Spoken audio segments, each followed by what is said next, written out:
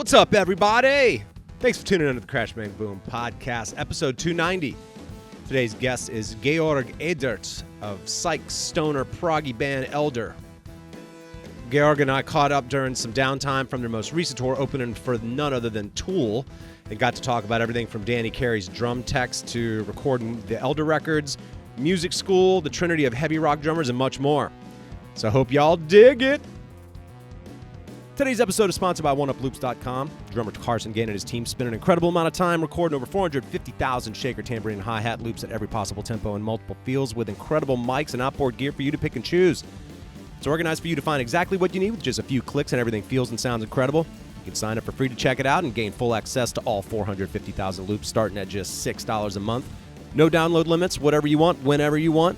New loops, one-shots, and drum breaks are being added weekly. Definitely a great addition to the arsenal of any drummer and or producer, and I can vouch for it myself, having used it. Check it out at OneUpLoops.com. Crash Bang Boom Podcast can be found where all podcasts are found, including Spotify, iTunes, Stitcher, YouTube, and more.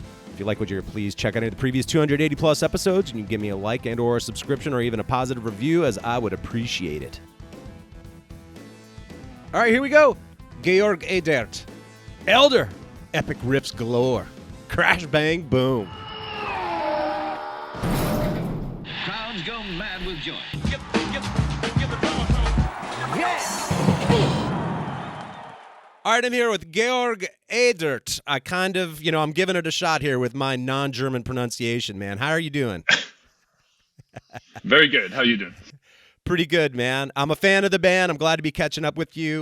We were kind of talking earlier, and I'd mentioned that I'd interviewed Nick and Matt previously as well. So now you are now the third member and the only band that I can think of where I've interviewed three members for sure, and I'm going on 300 episodes. So congrats, man. I'm glad to be talking to you, dude. Cheers. Thank you for having me. Absolutely, man. Well, y'all just came off a pretty amazing tour for about a month and a half. Sounds like you played some headlining shows on the off days as well. Tell me a little bit about going out with Tool, of all bands, and sort of what that experience was, and if there was any particular places that you really loved or a particular night that felt especially magical. Just tell me a little bit about that run, man. Yeah, so we've been asked to go on tour with them last summer. So we knew about this for a while, and expectations were high. The whole preparation for this tour has been a little more than we used to, with a proper monitor engineer and driver and just more people in the crew. Yeah. And we just didn't know what to expect from the whole thing. So I think the most stressful day was the day before the first show, because we just didn't know how this would all go down. But then immediately from the first show, the whole crew was awesome. Everything worked out.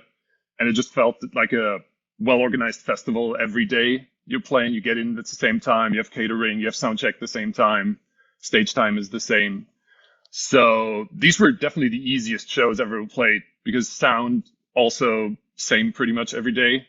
Still weird playing in these big places. The sound changes when people come in. Right. I didn't expect that to be this much, because I have in-ears. And still, because we always started when it was kind of half full, and by the time it ended was almost full most of the time. Mm-hmm. And you can definitely hear that even in your in-ears, which was weird. Wow. For the best shows, I think for me it was Denver. I don't know exactly why, but it just felt good for me. Tool was awesome that night. Okay. The arena was great. That was sick. And that was kind of the middle point of the tour, I think, and everything was going well, and we were warmed up to the whole thing. And then, of course, the first couple of shows, there were two shows at MSG in New York. That was cool, but we were still figuring stuff out. We had friends and family there. That was kind of crazy. But playing there was awesome. And then last week, the two shows at the Staples Center, also very nice. Hell yeah. But I kind of like the smaller, weirder venues too, where the crowd is a little closer and more rowdy on the weekends in, I think, Corpus Christi or El Paso. There were some good ones. Awesome, man. Did y'all mix up the set list from night to night, or did y'all pretty much stick to the same set list every night? Pretty much. There were a couple of double headers where we played 2 nights in a row. So we mixed it up for these shows. Okay. But I think we played Merchant Dreams pretty much every night, and then either Sanctuary or Compendium, and then Blind or Halcyon. Yeah. So we had 5 songs in rotation, and then for the headline shows we had the full set, but right. These just worked out in the bigger stages. So was it a bizarre dichotomy of playing like these large shows, and then I'm assuming y'all were getting into a van to then drive to the next show? Like, was that kind of an interesting existence? Absolutely. No, fun to just go up to MSG in a Sprinter van, or we couldn't even get in there. And then seeing, like, I think they have 11 trucks being unloaded and all of that, and we're just in the middle of it trying to find a parking spot. Wow. That was fun. But we didn't have to do anything. They were awesome because they carried our backline most of the nights when we didn't have a headline show in between. So we really just needed a Sprinter, and that was cool. That's awesome, man.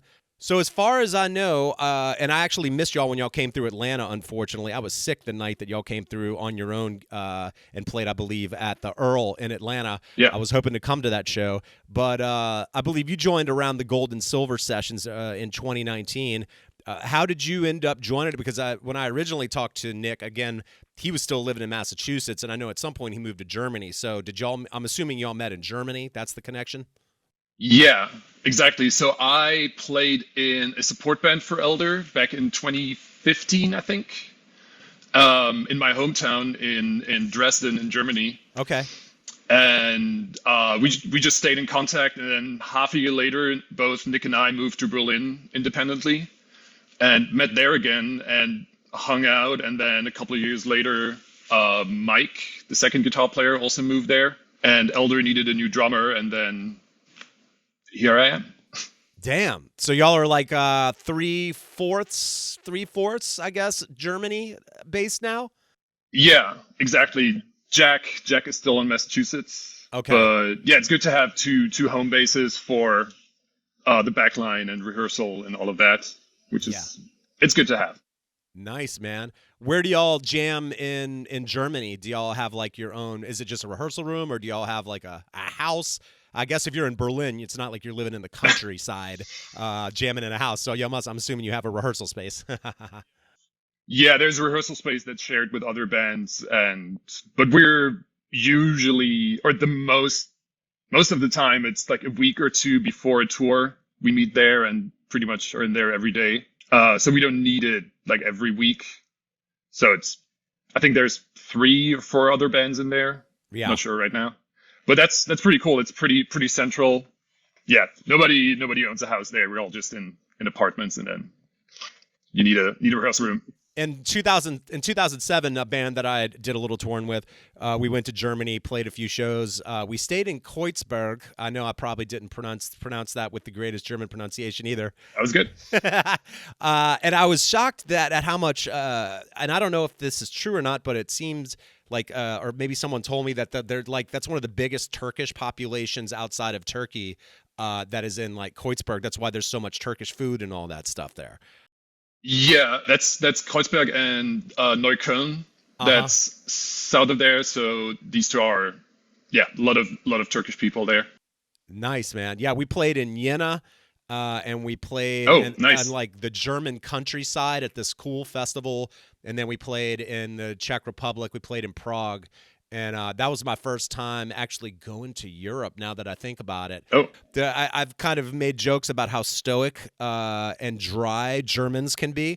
But and during the show, like gradually it feels as though you kind of win the support, and then before you're about to get off the stage, they're like really excited and pumped, and and then afterwards they'll be like, "That was a very good show," and then but say maybe, "I noticed your guitar player did not have the greatest night, but still very good show." He will say like some brutally honest shit with the driest delivery. It's funny, honestly. I kind of get a kick out of it.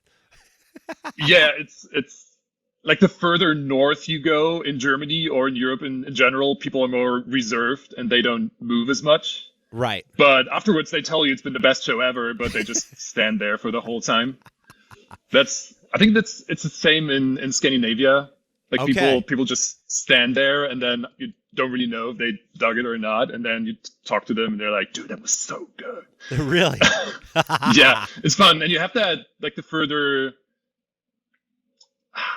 in Europe, I think it's the further east you go, the more crazy the people get, which is Yeah. fun. Like playing, Prague must have been better, I think, for you. Yes. I know.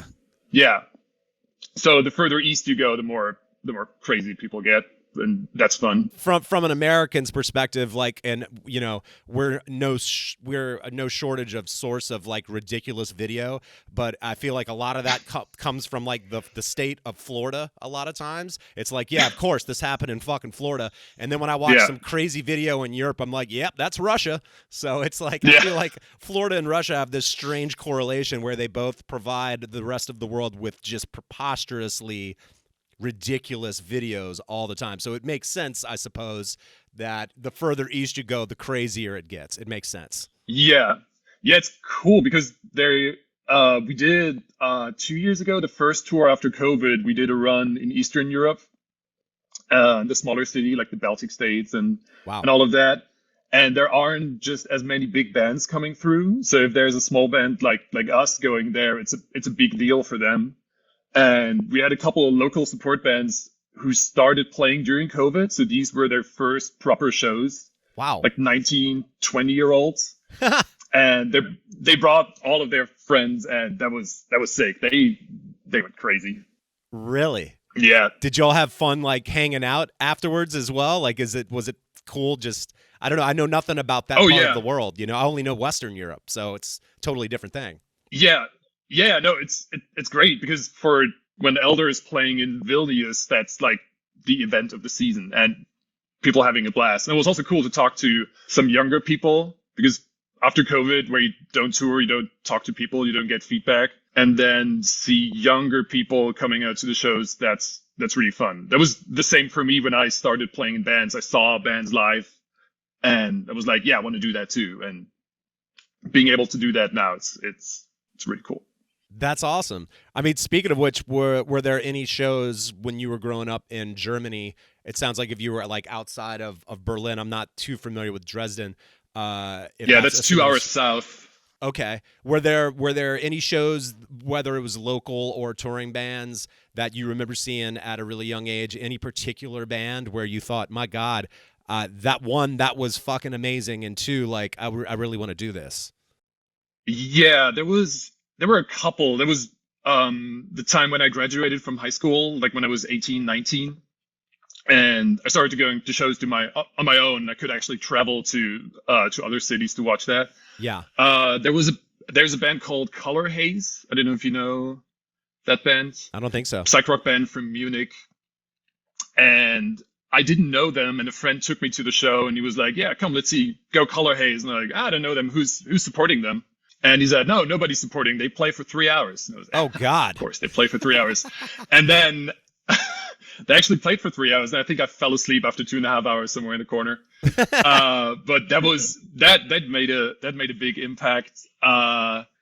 Then seeing Motor Psycho. I don't know if you. I don't think It's so. a lot of European bands. Sorry. Yeah, no problem. I'm here. I'm glad to hear about them. Yeah, a band from Norway with one of my favorite drummers of all time, Kenneth Kapstad. Or back then, he played with them. Okay. That was also, I think I saw them when I was 19. Made a huge impact. Also, 15-minute songs, 2.5 hour set, something like this. And who else? There was, you probably know Clutch, right? Yeah, of course. That's the American band. The drummer is a big hero of mine. And the first time I saw him, he was on tour with Wino. He's great. And that was, I think, the day after I graduated. I went to that show, and that was sick. Nice. That was, yeah, a lot of, even for a small, like Dresden has 500,000 people, but for that size, a lot of bands came through, a lot of stuff going on, which was good. That's awesome. When were you playing the drums at the time in which that you saw those shows? Had you already picked the instrument up? Yeah, I started playing when I was 10, I think. Okay. Or my parents put me into music school just to learn an instrument, and I was like, yeah, sure, drums, whatever. Because I thought I didn't have to learn sheet reading, but of course, when you go to music school, that's the first thing you learn. So yes, I know.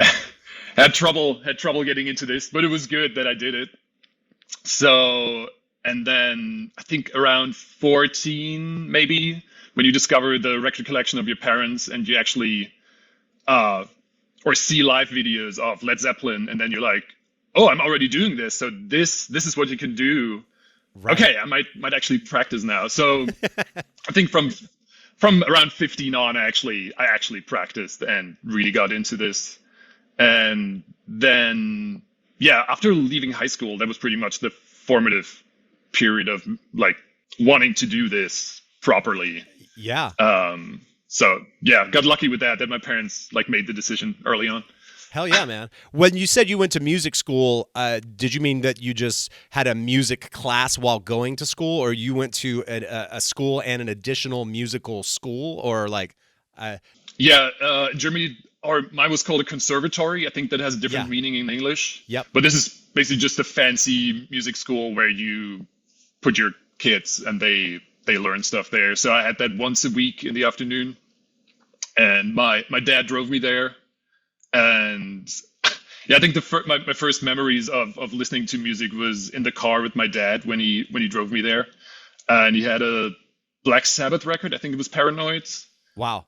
What is it? Made in Japan from Deep Purple. Uh-huh. And then a Led Zeppelin Best Of. Oh, well, there you go. You got Bonham, Ian Pace, and Bill Ward. That's the holy trinity of those fucking heavy rock drummers for sure. Not too bad. Yeah. Yeah, definitely.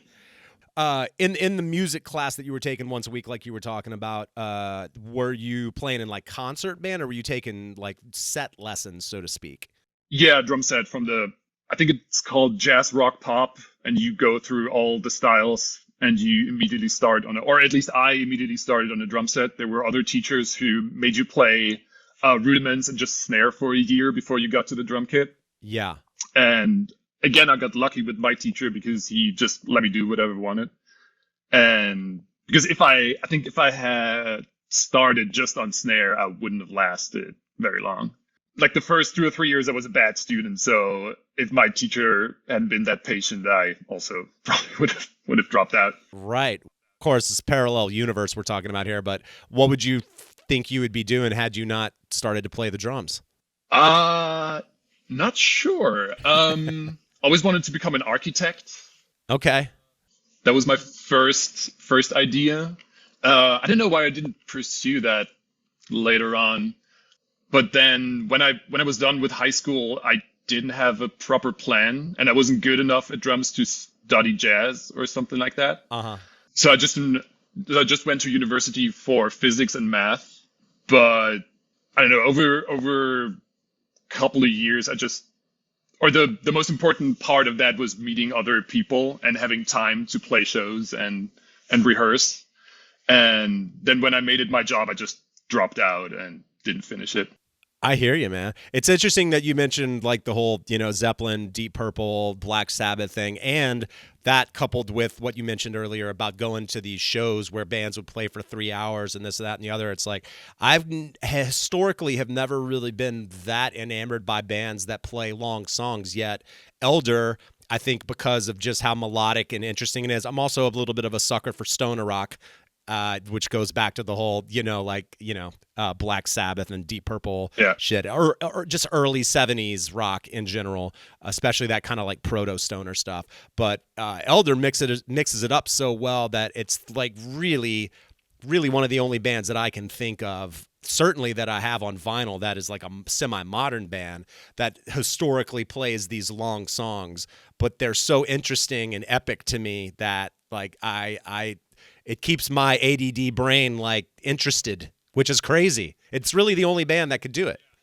Oh, cheers. Yeah, it's like Nick writes some great stuff, and it's cool to be able to play that because it doesn't get boring. So I'm not playing 4 to the floor for 90 minutes a night. So there's a lot of different stuff that's going on. Yeah. Which is fun. So I never have the feeling that, that song again. Oh God. Right. It's really good. Got really lucky with meeting these guys. Damn, dude. Are there any particular riffs of the songs that y'all play live where no matter how many times you've played it, when you get to that section, you're like, oh yeah, this is the jam right here? Because I have like 3 that I could name right now.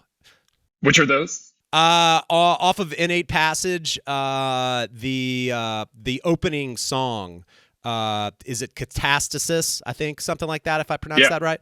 The outro riff of that, that's historically also one of the things that, or one of the elements of Elder's songs that always kind of keeps me entranced in it, despite the length of it. Like I was mentioning, there's almost always a really sick riff payoff at the tail end of it where I'm like, oh, this son of a bitch is coming. I know they're going through a lot of peaks and valleys, but when they get there, there's going to be this sick fucking riff, dude.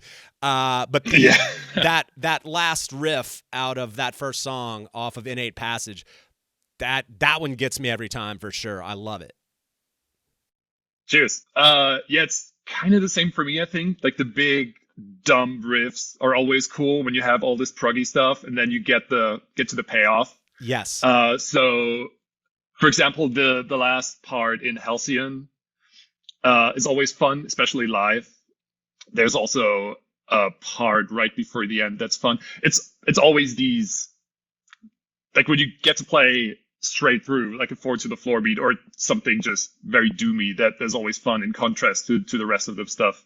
Right. And then I think Blind, all the, like that main heavy riff that like pops up once in a while, that's, I think, my favorite thing to play live. Yeah. Two other instances are off the Lore record, the song Legend, that kind of riff that is sprinkled throughout it. And once again, that like the Elder really like rides out on.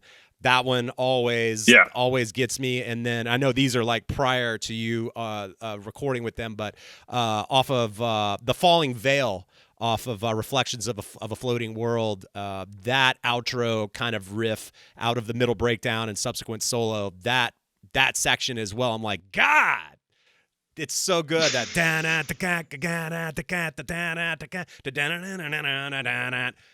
every time I'm like, here it comes, yes.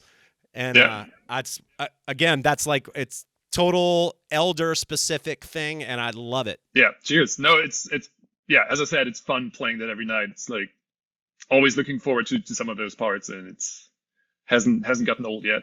Yeah, I've talked to like some doom band drummers and stuff, and I'm like, because of maybe the more monotonous nature of those songs with fewer parts that kind of keep your brain occupied, I've often asked them, like, do you ever just get lost in the song? Like, can you not see if you're playing like a 15-minute doom song with very little backbeat or something, and it's kind of just hits, like at some point you're like, where the fuck are we even in this song? You know? Yeah.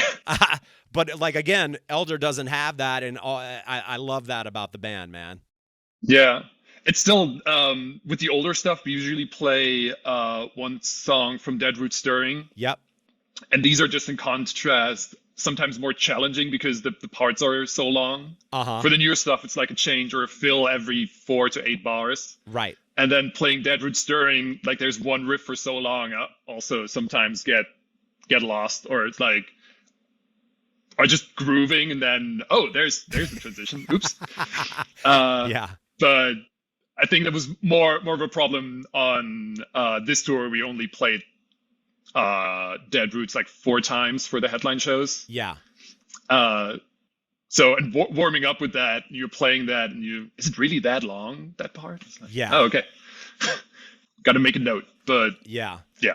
These are the only ones. I think the rest is pretty busy. Right. Nick strikes me as someone who is obviously both like super talented and has a really interesting ear for both melody, riffs, and dynamics and everything else, but also like a crazy multi-instrumentalist. And I didn't even know it really at the time because he didn't talk much about it. But when I interviewed Matt, the previous drummer, he mentioned that like Nick was playing drums even on some of those earlier records. And, you know, when I interviewed him, he mentioned being a fan of that band, Can, I never know how to pronounce that, but that guy, that's like also, I think he sounds like he's a fan of sort of singular multi-instrumentalist players that can hear all this shit in their head, and he is certainly one of them.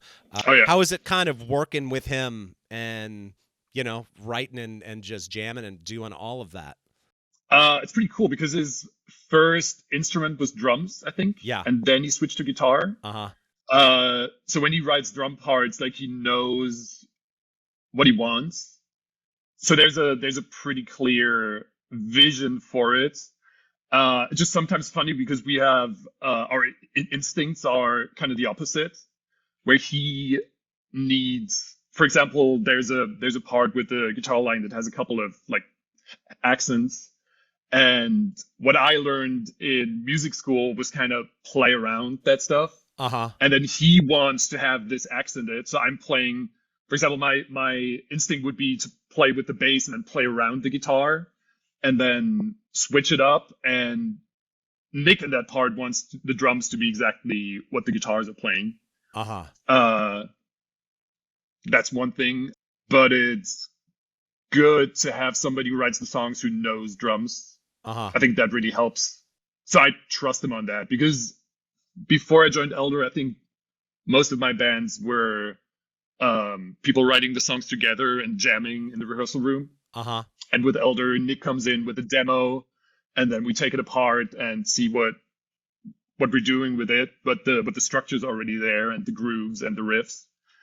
And it's just good that I can trust him with it. It's not like, okay, I have to figure out what works here. Like, Nick already has the part that works, and I just have to make it my own, which is cool. Awesome.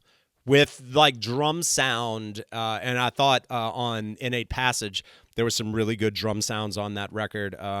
What have you found is like a great live kit for you to play that seems to fit into, you know, the sound of the band? And that could be the kit, snare, as well, cymbals, any of that sort of gear choice.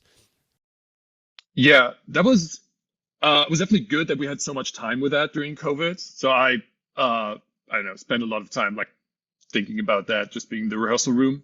And my idea was just to have a very like earthy, woody drum sound and pretty lush cymbals on top of that. So the difference between and then the snare pretty snappy, or a lot of crack. I got an aluminum snare for that. So the difference between the kick drum and the snare would be bigger than on the last record. And I think that worked out pretty well. I agree. Or at least I'm happy with it. I am. Yeah, no, I always like that juxtaposition. I know sometimes people can sort of go off the deep end with like making snares overly flat. And sometimes, like, especially depending upon where the band is tuning to, and then, you know, you've got distorted guitars, bass, and everything else. I like exactly what you're talking about, to have that juxtaposition, to have the snare crack in the mix. Doesn't mean you need to crank it and make it sound like a piccolo, but, you know, even if it's a 6.5 by 14 aluminum snare, a Superphonic, Black Beauty, any of those always are go-to snares, acrylites, whatever, you know. Yep. I think deeper snares tuned medium high crack enough, give you that definition without being obnoxious. And I think that's definitely a drum sound you have on Innate Passage, I think. Yeah, thanks, man. Yeah, I'm going to switch it up for the next record, though. I want it more punchy, and we'll see what happens. But because I've recorded 2 records now with that kit, that's Gretsch Broadcaster. Nice. Those are great. And these are great. Also very good live kits. Just want to switch it up for the next record, but we'll see when that happens, but already thinking about it. Yeah. I mean, I've recorded with like vintage acrylites, vintage acrylic drums rather, and had mixed results, but the modern ones are, you know, if you want to get away from wood, of course that always kind of elicits like the Bonham sound in your head. But then again, it's not like, but you know, and then here I am saying this, apparently he never recorded with acrylic kits on the records. Those were wood kits. But when you hear him live, obviously, then it's like, you know, this thunderous, you know, just massive, thunderous, bombastic sound. Yeah, also never recorded with acrylic kits, so we'll see. But live also, when there's a backline kit at a festival that is acrylic, that's always fun. Yeah. But I don't know what they sound like in the studio. But yeah. Where's the studio y'all? You mentioned recording with the same drums. Where's the studio y'all recorded Innate Passage at? That's in Hamburg. Okay. But it's my kit, so it wasn't the house kit. Omens we did in France at Black Box Studio in the middle of nowhere on a farm. That was cool. But Innate Passage was recorded in Clouds Hill Studios in Hamburg. I got the recommendation from from a friend who's an audio engineer, and he was like, "Yeah, this is the best studio in Germany." Wow. And then we had a lot of time during COVID, and it was easier to just fly Jack in to Germany and record here than going somewhere else and worry about COVID and borders and stuff. Yeah. Yeah, that was a cool studio. Hell yeah.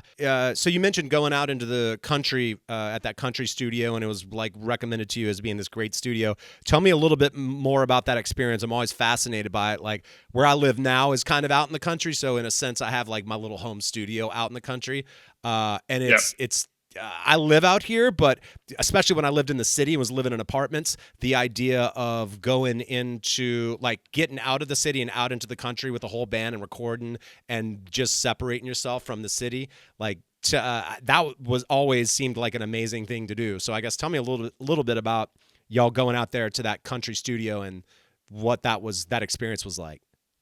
Yeah, so the country studio, that was when we recorded Omens at the end of 2019. And it was December, so it was cold and rainy most of the time. Yeah. But still a cool studio that is run by a dude from Germany who emigrated to France in the middle of nowhere. Like, he has a bunch of really old stuff. I didn't know most of the microphones he used. But it's cool to have a little holiday with the band, and you have a big dorm where everybody stays. Yeah. And a kitchen, and that was a cool experience. Just winter, dark, rainy, cold. You couldn't do pretty much anything else apart from sitting in the studio all day, which was a lot for, like, I think we were there 11 days. By the time I was definitely ready to go, but that was a cool experience, and you can be as loud as you want there in the middle of nowhere. Exactly. It's fun. Did Nick or the other guitarist, I forget his name, did they use any of the vintage gear that was in there? Because there's always really interesting guitar sounds on these records. Yeah, it was definitely their amps and cabs, I think. Okay. I'm not sure about the cabs, if we used any of theirs. But he had a million pedals that they were going through. So it's been a while, and I'm not exactly sure what they ended up using. But there was definitely some old weird stuff that made it on the record. I think there was a photo post on Instagram or somewhere. Okay. Where you could see some of those, but I'll look for them. Maybe there. But no, cool place. Also, the studio owner's brother, he makes guitars. He's still outside of Berlin somewhere. And I think Jack used a bass, like a Daimel. They're just called Daimel. Or Daimel. And he ended up using one of the basses, I think, on the record. That was cool. That's awesome. Wow. I love hearing those stories, man. Sweet. Well, man, dude, it was fun talking to you. I'm glad that y'all made it through the Tool run. I didn't even ask you, did you get to hang out with Danny Carrey and pick his brain about any, myriad things that you'd want to ask his alien ass? Oh, yeah. But I think most of the drum talk was with his drum tech, and he has two techs, one for his drums and one for his all the electronic gear. Electronics, yeah. And that was cool because we met Danny a couple times before. We played at a festival in Portland together. That's where he saw the band, and he came out to a couple of LA shows. So we already knew him beforehand. But getting the whole rundown from his text was sick. And there's a new, I don't know if you know the pads that he uses, the trigger pads, Mandala, I think they're called. Yeah. And there's a new version coming out, and he got a prototype. And I got the whole rundown from the creator and from his tech, and I'm definitely going to pick one or two up for my own setup. Hell yeah. And that's pretty cool. Like, the things you can do with those, it's crazy. I just got a basic rundown, and it's already blew my mind what you can do with that stuff. That's awesome, dude. I love it. Well, man, it was great talking to you. Thanks for your time. Congrats again on the Tool run. Definitely keep me in the loop, and I'll be looking for y'all to come back through the States. I'd love to see y'all live again. And again, I'm a fan, man. Thanks for your time. Yes, thanks for having me.